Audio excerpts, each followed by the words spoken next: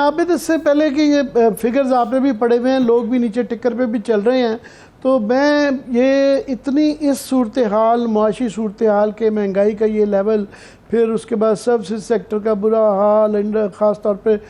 Industrial sector का जो बुरा हाल है, फिगर्स वो सारे नीचे चल रहे हैं। मगर मुझे जो एक बड़ा तजाद एक जो उसमें नज़र आया कि जो इसाक डार साहब का आज जो बॉडी लैंग्वेज थी वो इन फिगर्स के साथ नहीं जा रही थी।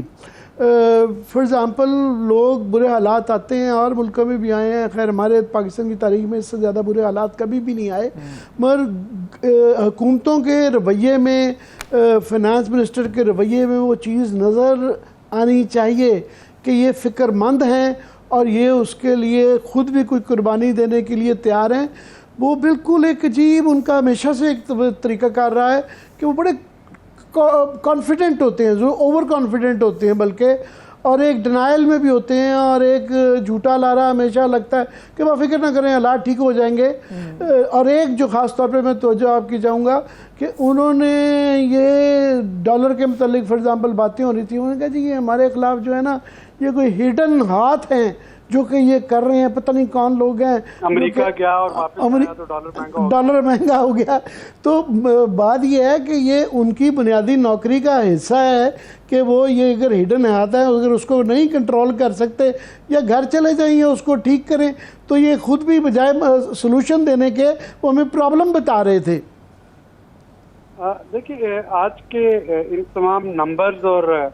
कल जो बजट पेश होने जा रहा है उसको थोड़ा सा आपको सियासी तनाज़र में भी देखना होगा। गो कि ये प्योरली मुआशी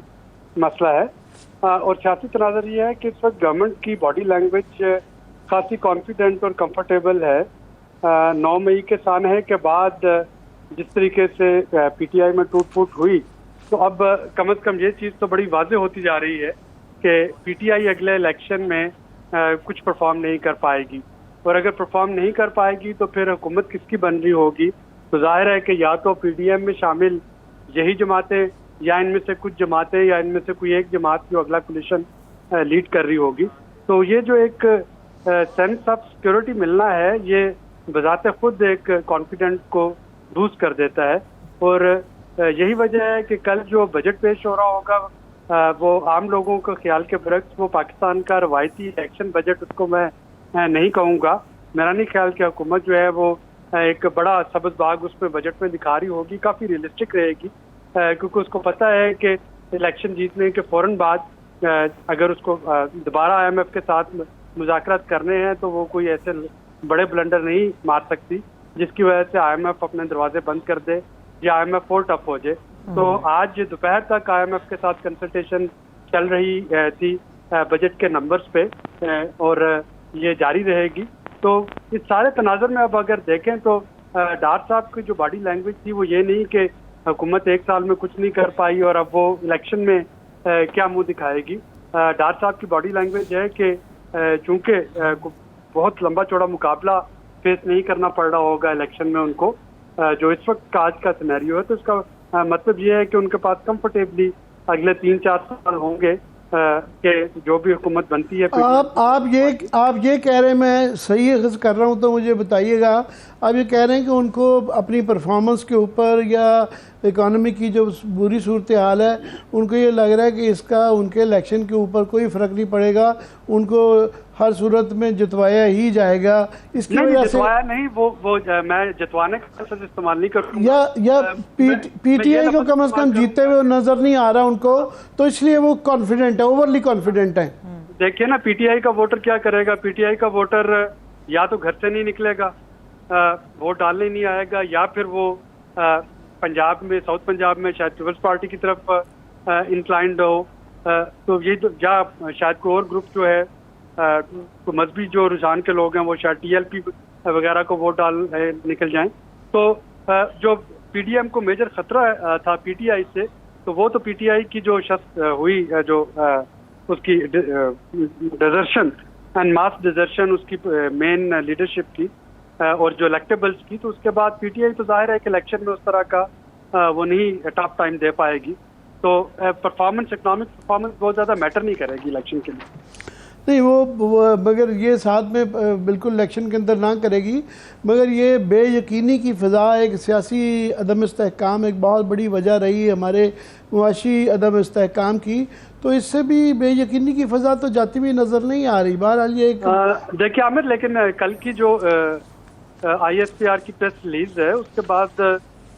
जो बहुत से दोस्त ममालिक और दूसरे लोग, उनको ये तो कम से कम पता चल गया कि जी PTI वापस आना उसका मुश्किल है, चूँकि वो लोग इस मार धाड़ में और गिराव जलाओ में मुलव्वस रहे हैं और जाहिर है कि कानून हरकत में आएगा। तो अगर ऐसा कुछ होता है तो थोड़ी सी सारी डिस्ट्रक्शन में एक यकीनी सूरत हाल तो पैदा होती नजर आ रही है कि अब चाइना को फॉर एग्जांपल पता है, या सऊदी अरब को पता है, या UAE को पता है, या इवन IMF को पता है कि जी अगली हुकूमत पॉसिबली किसकी हो सकती है।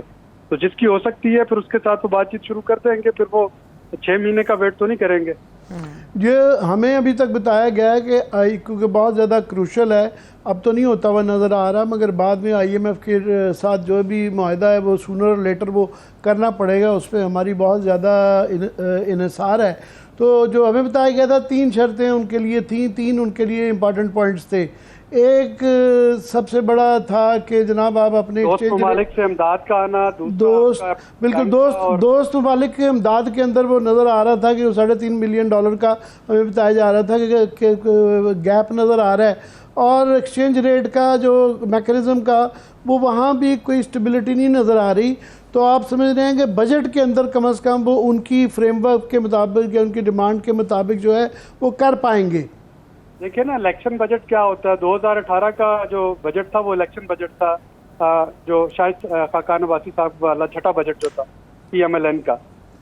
उसमें बेतहाशा रिलीफ दिए गए थे, टैक्स ब्रैकेट जो है वो चेंज कर दिए गए थे, ड्यूटीज खत्म काफ़ी सारी कर दी गई थी। लेकिन वो चूँकि इलेक्शन बजट था वो इसी तरह का होना चाहिए था। कोई भी हुकूमत होगी तो वो कोशिश करेगी रिलीफ देने की, लेकिन उस बजट को असद उमर ने आते ही उनको एक मिनी बजट जो है वो देना पड़ा। सारे इलेक्शन बजट जो थे वो उनके लास्ट ईयर में IMF का प्रोग्राम खत्म हो चुका होता था। ये पहली दफ़ा है कि आपका IMF प्रोग्राम चल रहा है आखिरी बजट के वक्त, और इस वक्त IMF के प्रोग्राम में रहना ही हमारे लिए आफियत है, क्योंकि अगले जो 2-4-5 साल हैं वो IMF के बगैर नहीं गुजारे जा सकते किसी सूरत में। इसमें जो है एक और बहुत बड़ा एक इशू है वो ज़ाहिर है डॉलर की कीमत का, एक्सचेंज रेट का एक इशू है। एक तो उसका महंगाई के ऊपर जो असर पड़ता है, फिर इंडस्ट्री के ऊपर जो असर पड़ता है, इंपोर्ट एक्सपोर्ट पे भी पड़ता है। मगर आज उनका जो उस पर आर्गूमेंट था कि वो पहले भी कह रहे थे 200 रुपये से नीचे मैं ले आऊँगा, आज वो कह रहे थे कि जनाब ये 45 रुपये का आर्टिफिशली है। तो वो अगर इतना आसान होता तो वो कर नहीं पा रहे, मगर कहीं भी जाते हैं कर भी नहीं पा रहे होते कि 45 रुपये उनके बस में नज़र नहीं आता। अभी काफ़ी अर्सा तकरीबन 8-9 महीने तो डॉक्टर साहब को भी हो गए हैं, और उसमें वो ऊपर से ऊपर ही जा रहा है और फ्लक्चुएट करता रहता है। देखिए, डॉलर का तो जब तक आप इंटर बैंक रेट और ओपन मार्केट रेट का जो फर्क है वो कम नहीं होता, डॉलर का रेट कंट्रोल करना मुश्किल है। दूसरी जो बड़ी बात है, जो आज डिफ़ॉल्ट के बारे में भी उन्होंने बात की, मैं पाकिस्तान का जो सॉवरेन डिफ़ॉल्ट होता हुआ नहीं देख रहा, लेकिन अगर IMF प्रोग्राम नहीं आता तो फिर रुपए की कीमत को आप स्टेबल नहीं रख सकते। ये जो पैनिक बाइंग चलती है, डॉलर का ना होना, उसकी शॉर्टेज हो जाना, आज जो हमारे स्टेट बैंक के रिजर्व है वो $4 बिलियन से नीचे आ गए हैं, तो वो $3.91 बिलियन पे चले गए हैं। तो जाहिर है कि अगर आपके पास डॉलर इनफ्लो नहीं होगा, डिमांड ज़्यादा होगी और ओपन मार्केट में रेट का फर्क होगा, तो लोग पैनिक बाइंग में भी डॉलर होल्ड कर रहे हैं। हमने कुछ असेसमेंट की जो मनी चेंजर्स है, तो हमें बताया गया कि शायद जितने डॉलर इस वक्त बैंक्स में है उतने ही डॉलर लोगों के लॉकर्स में भी पड़े हैं, जिन्होंने कि अपनी सारी इन्वेस्टमेंट, इवन अपना टैक्स पेड मनी उठा के उससे डॉलर खरीद के होल्ड कर रखे हैं कि जी पता नहीं रुपया जो है वो कितना नीचे गिरना है। तो इस तरह की पैनिक सिचुएशन तभी कंट्रोल होगी जब इंटर बैंक रेट को ओपन मार्केट के साथ कंसाइड करने दिया जाए, ताकि जो बाहर से डॉलर आ रहे हैं कम से कम वो तो बैंकिंग चैनल में आए। अभी तो अगर किसी ने बाहर से डॉलर भेजने हैं और उसको 25-30 रुपये ओपन मार्केट से ज़्यादा मिल रहे हैं एक्सचेंज रेट में, तो वो हुंडी वाला पे भेज रहे हैं, तो वो लोग भेज ही नहीं रहे बैंकिंग चैनल पे, और उसकी वजह से भी शॉर्टेज पैदा हो रही है। तो हुकूमत को जो बजट पेश करने के बाद थोड़ा सा इस पे फोकस करना पड़ेगा। अब अगर उन्हें अगले इलेक्शन के लिए थोड़ी अपनी इम्कानात रोशन नज़र आ रहे हैं तो फिर टाइम है कि वो कुछ टफ डिसीजन जो हैं वो लेने शुरू कर दें।